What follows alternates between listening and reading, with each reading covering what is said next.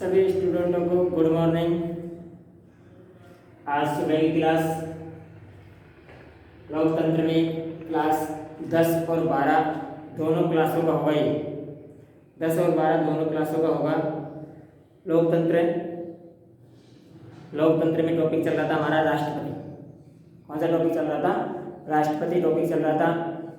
और राष्ट्रपति का निर्वाचन हमने पढ़ लिया था, कार्यकाल उसका पढ़ लिया था, राष्ट्रपति की योग्यताएं पढ़ ली थी, राष्ट्रपति के वेतन संबंधी जानकारी हमने पढ़ ली थी और राष्ट्रपति को कैसे हटाया जाता है ये पढ़ ली थी। अब इसी में वीडियो नंबर 3 इसमें है राष्ट्रपति की शक्तियां।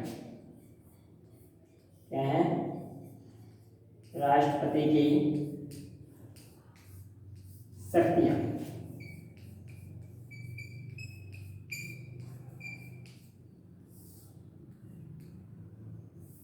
आज हम पढ़ेंगे राष्ट्रपति की शक्तियां।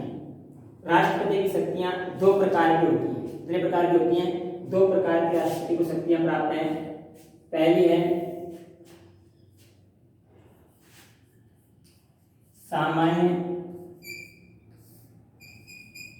सामान्यकालीन शक्ति। सामान्यकालीन शक्तियां। राष्ट्रपति को पहली सामान्यकालीन शक्तियां प्राप्त हैं और दूसरी हैं आपातकालीन शक्तियां।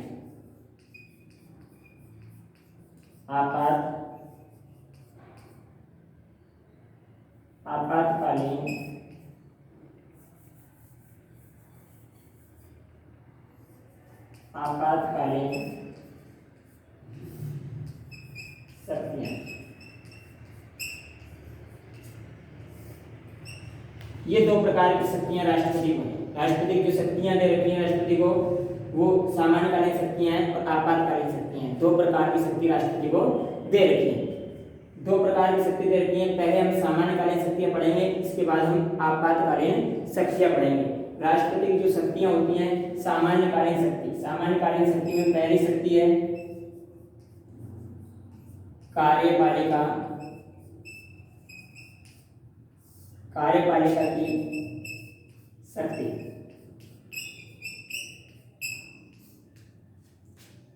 दूसरी है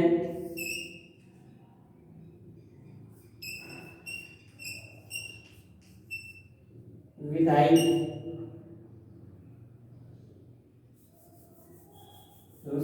शक्ति।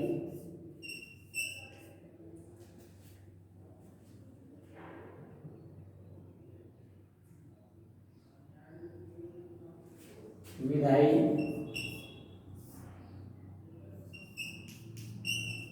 शक्तियां। तीसरी है वित्तीय शक्ति और चौथी है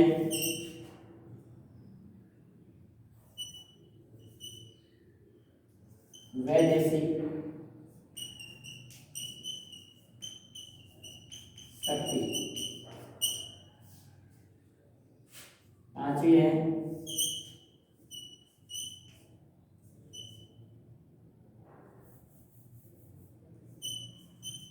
न्यायपालिका की शक्ति।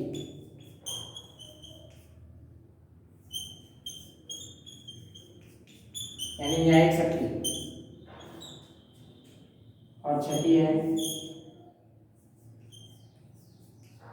सैन्य शक्ति।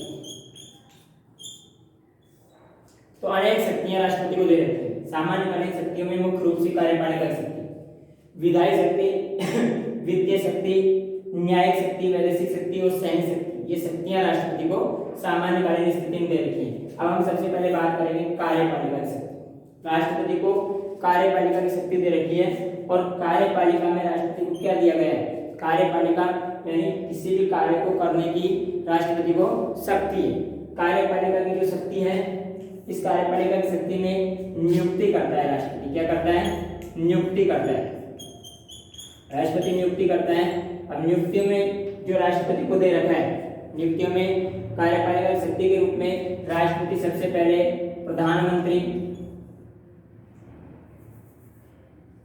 प्रधानमंत्री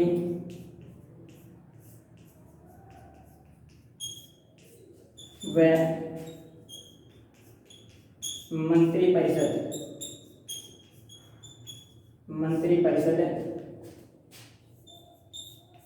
की नियुक्ति करता है। मंत्रिपरिषद की नियुक्ति करता है। हमारा जो राष्ट्रपति है वो राष्ट्रपति कार्यपालिका शक्ति के तहत नियुक्ति करता है। वो सबसे पहले प्रधानमंत्री की नियुक्ति करता है। राष्ट्रपति जो लोकसभा में बहुमत दल का नेता होगा उसी को प्रधानमंत्री क्या करता है, नियुक्त करता है। तो इससे ये क्लियर हो रहा है हमारा प्रधानमंत्री कैसा है, नियुक्त होता है। हमारा प्रधानमंत्री क्या होता है, नियुक्त होता है। नियुक्त, निर्वाचित, मनोनीत, ये तीन शब्द होते हैं। इस चीज को ध्यान रखना है। प्रधानमंत्री क्या होता है, नियुक्त होता है, ना कि निर्वाचित होता है। निर्वाचित तो ऑलरेडी होता है प्रधानमंत्री, क्योंकि एक सांसद, एक मेंबर ऑफ पार्लियामेंट के रूप में वो चुनकर आता है, यानी एमपी एक सांसद बनकर आता है, इसलिए वो निर्वाचित तो होता ही है। तो प्रधानमंत्री निर्वाचित होता है सांसद के रूप में, प्रधानमंत्री के रूप में क्या होता है, नियुक्त होता है। तो प्रधानमंत्री व मंत्रिपरिषद, प्रधानमंत्री की सलाह से मंत्रिपरिषद की नियुक्ति भी कौन करता है, राष्ट्रपति करता है। तो राष्ट्रपति नियुक्ति करता है। इसके बाद कार्यपालिका शक्ति हो। अब कार्यपालिका, अब एक बार इसको देख लो, फिर मैं एक एक को समझा दूंगा कार्यपालिका के बारे में।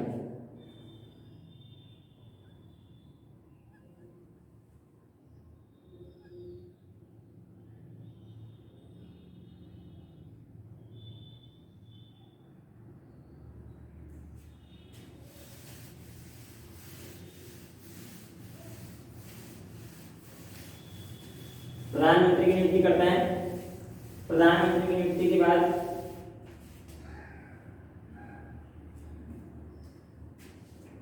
प्रधानमंत्री की सलाह पर मंत्रिपरिषद की नियुक्ति कौन करता है, राष्ट्रपति करता है, पहली चीज। दूसरी,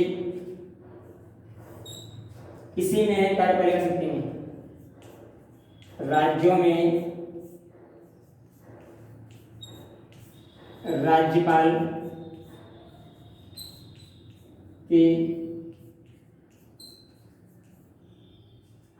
राज्यों में राज्यपाल की नियुक्ति कौन करता है,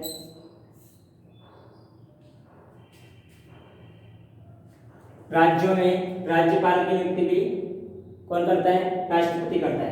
यानी हर राज्यों में राज्यपाल की नियुक्ति भी कौन करता है, राष्ट्रपति करता है। नियुक्ति में प्रधानमंत्री और प्रधानमंत्री की सलाह पर मंत्रिपरिषद की नियुक्ति भी कौन करता है, राष्ट्रपति करता है। राज्यों में राज्यपाल की नियुक्ति भी कौन करता है, राष्ट्रपति करता है। उसके अलावा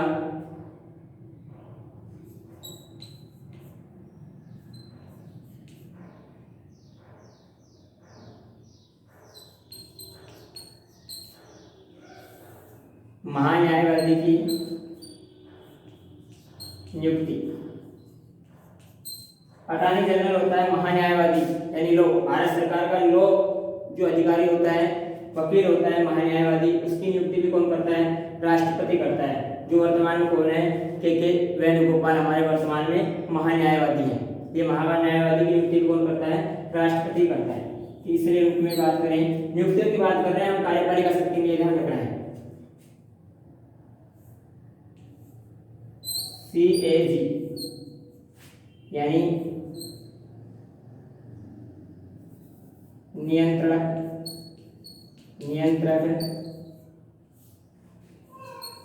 महालेखा परीक्षक। नियंत्रक महालेखा परीक्षक की नियुक्ति भी कौन करता है, राष्ट्रपति करता है। यानी CAG नियंत्रक महालेखा परीक्षक होता है भारत सरकार में, इसकी नियुक्ति भी कौन करता है, राष्ट्रपति करता है। इसके अलावा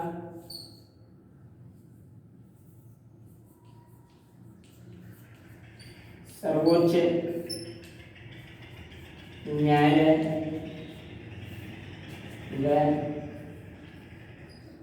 उच्च न्यायालयों के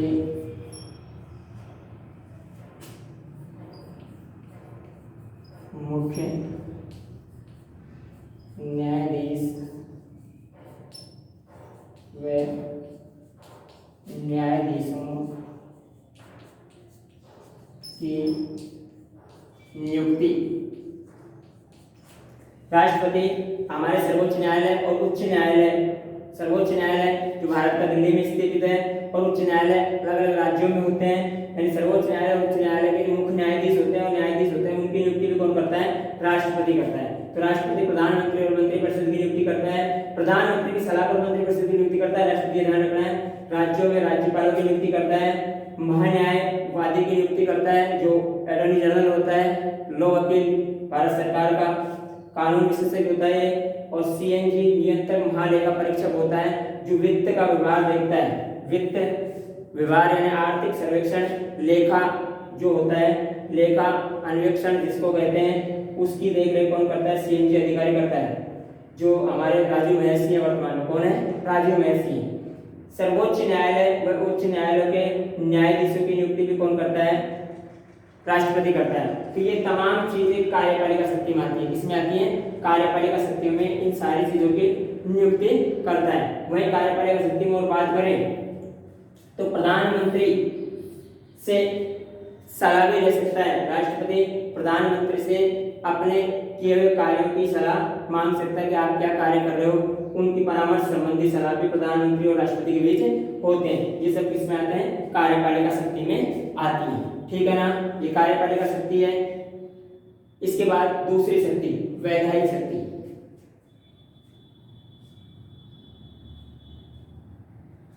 वैसे और देखें तो जैसे संघ लोक सेवा आयोग होता है हमारे भारत सरकार का, उसकी नियुक्ति कौन करता है? राष्ट्रपति करता है। संघ लोक सेवा आयोग, संघ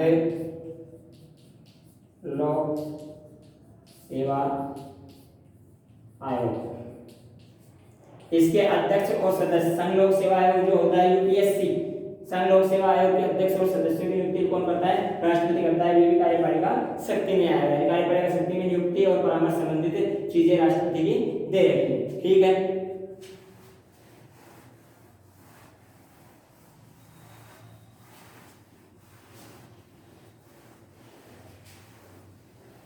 सामान्यकालीन शक्ति पढ़ रहे हैं।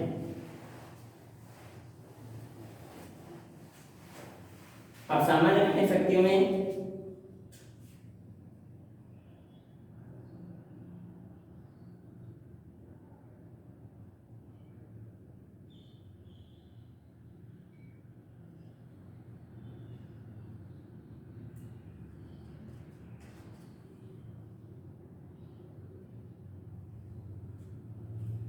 विधायी शक्ति, दूसरी क्या थी? विधायी शक्ति। विधायी शक्ति में राष्ट्रपति,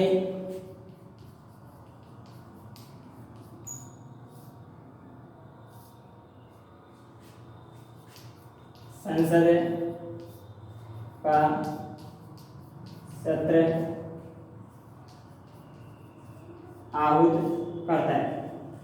राष्ट्रपति संसद का सत्र आहूत करता है। ये विधायी शक्तियों के तहत राष्ट्रपति क्या करता है? संसद का सत्र आहूत करता है। वह संसद का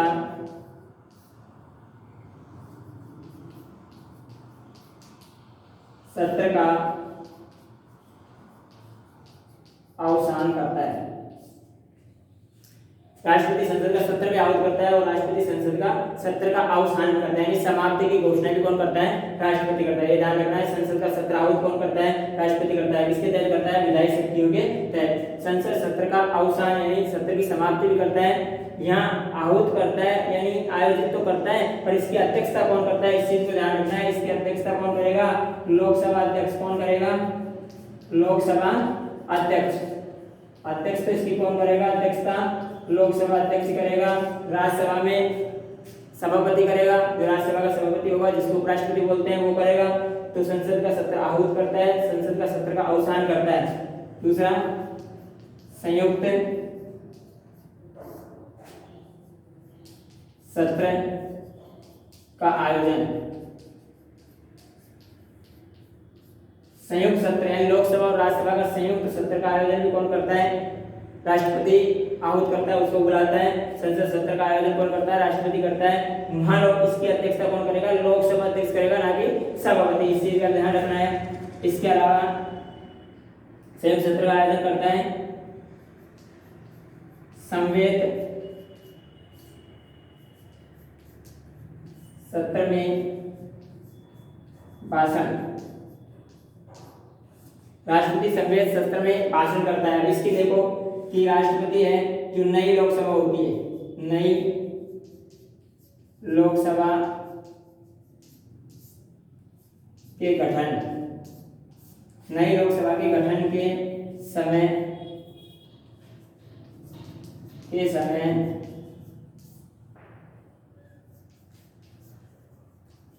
लोकसभा में भाषण देता है। तो विधायी शक्तियों के तहत नई लोकसभा का जो गठन होगा, उस नई लोकसभा के प्रथम सत्र में प्रथम दिन लोकसभा में भाषण भी कौन देगा? राष्ट्रपति देगा। ये राष्ट्रपति को विधायी शक्तियों में। इसके अलावा प्रशासनिक जो शक्तियां होती हैं, प्रशासनिक शक्ति भी यह राष्ट्रपति को ही प्राप्त है। कि प्रशासनिक शक्ति को में राष्ट्रपति वित्त संबंधी विधेयक यानी साधारण विधेयक, वित्त संशोधन विधेयक, संविधान संशोधन विधेयक, उन पे भी कौन सलाह देता है? राष्ट्रपति देता है। जब 3 प्रकार के संशोधन होते हैं, एक होता है वित्त संशोधन, एक होता है संविधान संशोधन और एक होता है साधारण विधेयक। तो साधारण विधेयक में अगर कोई अड़चन आए लोकसभा और राज्यसभा के बीच, तो उनकी संयुक्त जो बैठक होती है उसका आयोजन भी कौन करता है? राष्ट्रपति करता है। लोकसभा और राज्यसभा की संयुक्त बैठक का आयोजन भी कौन करता है? राष्ट्रपति करता है। वित्त और विशेष जो बहुमत के आधार पर संविधान संशोधन होता है, वो राष्ट्रपति की सलाह पे ही किया जाता है। तो ये थी विधायी शक्ति। कौन सी शक्ति? विधायी शक्ति। अब इसके बाद आगे करेंगे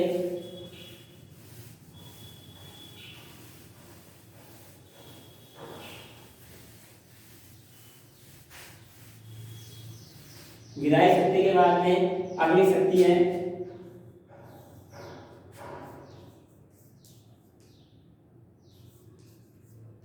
वित्तीय शक्ति। तीसरी है वित्तीय शक्ति। वित्तीय शक्ति के रूप में राष्ट्रपति को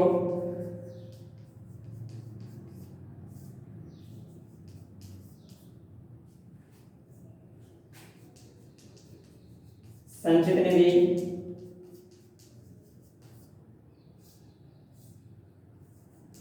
व आकस्मिक निधि पर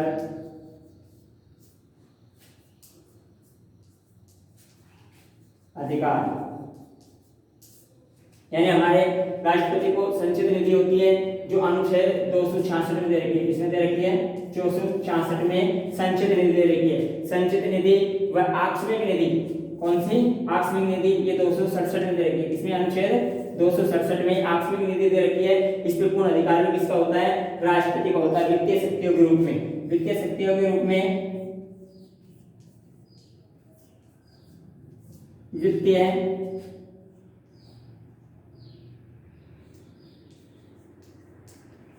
मंजूरी व वित्त आयोग की नियुक्ति कौन करता है? वित्तीय आयोग की नियुक्ति, वित्तीय मंजूरी और वित्त आयोग की नियुक्ति कौन करता है? राष्ट्रपति करता है। यानी वित्त पर राष्ट्रपति की सलाह की जरूरी होती है। तो ये वित्त संबंधी शक्तियां थी। इसके बाद में आगे चलेंगे। वित्तीय शक्ति ध्यान रखना है, पहली कार्यपालिका शक्ति, दूसरी विधायी शक्ति, तीसरी वित्तीय शक्ति।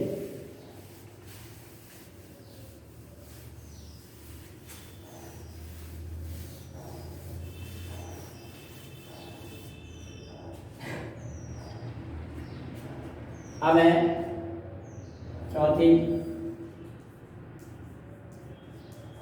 न्यायिक शक्ति। न्यायिक शक्ति की बात करें, यानी न्यायिक शक्तियों में अनुच्छेद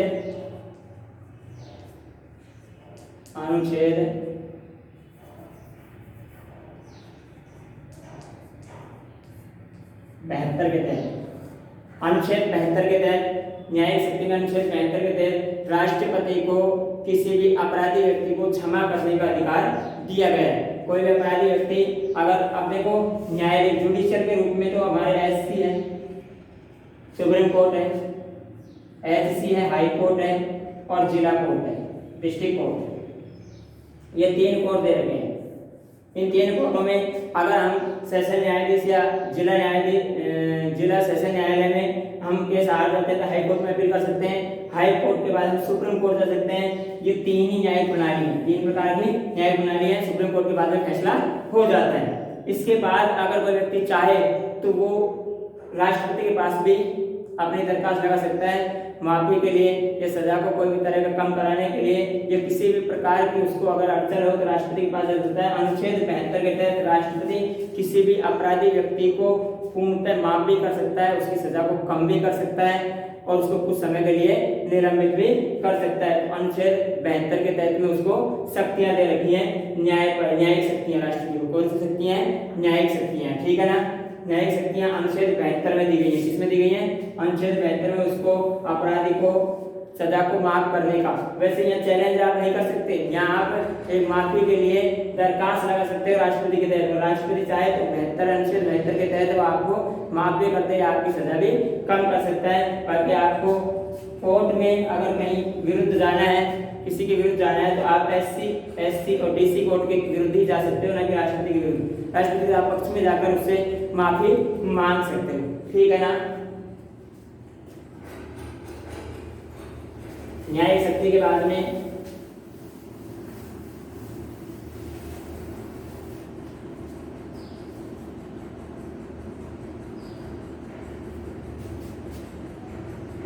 पांचवी है वैदेशिक शक्ति। राष्ट्रपति को वैदेशिक शक्ति भी प्राप्त है। सामान्यकालीन शक्ति के रूप में वैदेशिक यानी विदेशों में शक्तियां भी प्राप्त हैं। अब यहाँ राजदूतों की नियुक्ति करना, राजदूतों की नियुक्ति करना, उनसे परामर्श लेना, राजदूतों की नियुक्ति या परामर्श। उच्चायुक्त बोल दें, उच्चायुक्त की नियुक्ति और परामर्श। दो देशों के बीच संबंध, दो देशों के बीच संबंध, दो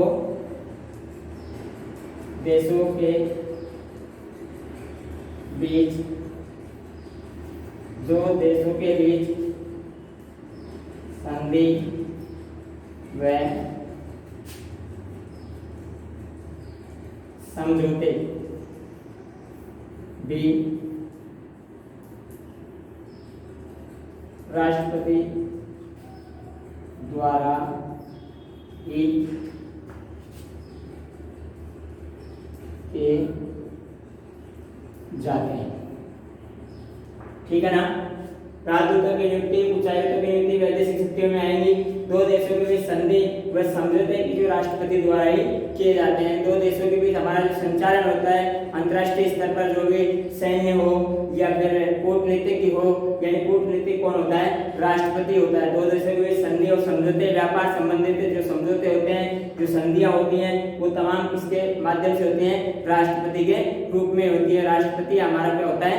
एजेंट होता है। इस प्रकार ये कौन सी शक्तियां हैं? वैदेशिक शक्तियां दे रखी हैं। कौन सी दे रखी हैं? वैदेशिक शक्ति दे रखी है, ठीक है ना। इस वैदेशिक शक्ति के बाद में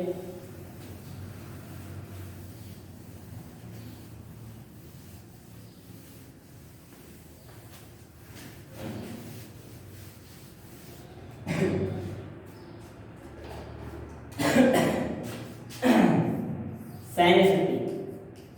कौन सी शक्ति? सैन्य शक्ति। छठी शक्ति है सैन्य शक्ति। कौन सी शक्ति? सैन्य शक्ति। सैन्य शक्तियों में बात करें हम तो राष्ट्रपति थल सेना, वायुसेना व जल सेना,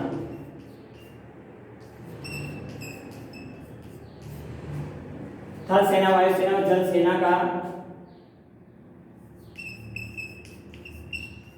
सर्वोच्च सेनापति होता है। यानी थल सेना, वायुसेना और जल सेना का सर्वोच्च सेनापति कौन होता है? राष्ट्रपति। हमारी 3 सेनाएं हैं, स्थल सेना है, वायुसेना है और जल सेना है। इन तीनों सेनाओं का सर्वोच्च सेनापति कौन होता है? राष्ट्रपति इनकी सर्वोच्च सेना का सेनापति होता है, ठीक है ना। इसके अलावा सैन्य शक्तियों में राष्ट्रपति युद्ध व शांति की घोषणा करता है।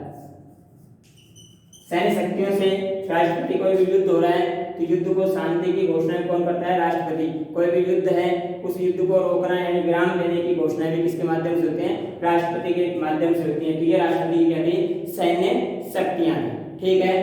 इस प्रकार हमने ये सैन्य शक्तियां पढ़ी। ये थी राष्ट्रपति की सामान्यकालीन शक्तियां। कौन सी थी? सामान्यकालीन शक्तियां।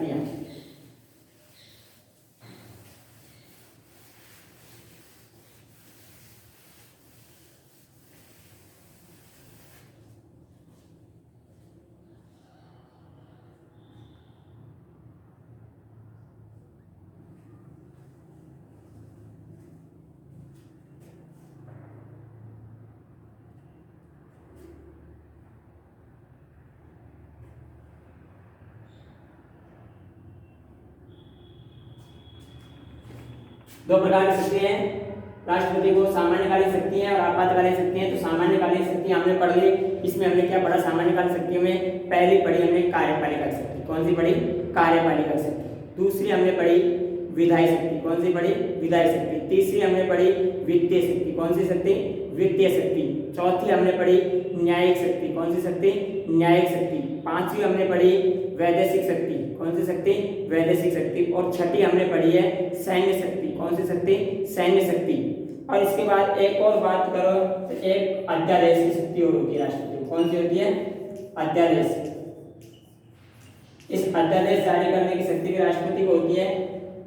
अनुच्छेद 123 के तहत एक अध्यादेश जारी कर सकता है राष्ट्रपति। अध्यादेश जारी करने की यानी जब संसद सत्र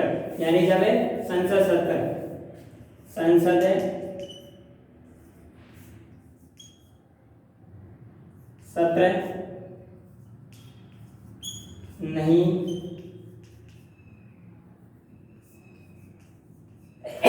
चल रहा हो उस समय अगर देश में किसी कानून की आवश्यकता हो तो राष्ट्रपति अध्यादेश जारी कर सकता है। यानी अनुच्छेद 123 के तहत राष्ट्रपति को अध्यादेश की शक्तियां प्राप्त है कि जब संसद का सत्र नहीं चल रहा हो, देश में किसी कानून की जरूरत है तो देश में कानून बना सकता है, ऐसा आदेश राष्ट्रपति ले सकता है। पर इसके पीछे एक कारण है, जब संसद सत्र चलेगा तो संसद सत्र चलने के 6 सप्ताह में, संसद सत्र चलने के बाद 6 सप्ताह में वो कानून संसद के अंदर 2/3 बहुमत से पारित हो जाना चाहिए। जब तो कानून बना का बना रह जाएगा, अन्यथा वो कानून क्या हो जाएगा? समाप्त हो जाएगा। तो अध्यादेश जारी करने की शक्ति भी किसको है? राष्ट्रपति को, ठीक है ना। अब हमने सामान्यकालीन शक्तियां पढ़ ली। सामान्यकालीन शक्तियों के बाद में हम पढ़ेंगे अब आपातकालीन शक्ति। कौन सी शक्ति पढ़ेंगे? आपातकालीन शक्ति पढ़ेंगे, ठीक है। सामान्यकालीन शक्तियों में कौन कौन सी शक्ति पढ़ी है? एक बार पुनः रिपीट कर रहा हूं मैं।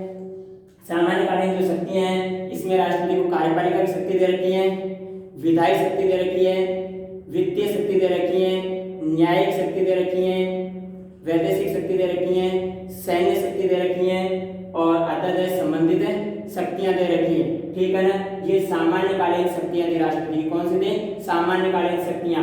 इसके बाद राष्ट्रपति को एक आपातकालीन शक्तियां और प्राप्त होती हैं। ये हम अगली क्लास में अध्ययन करेंगे, ठीक है। धन्यवाद।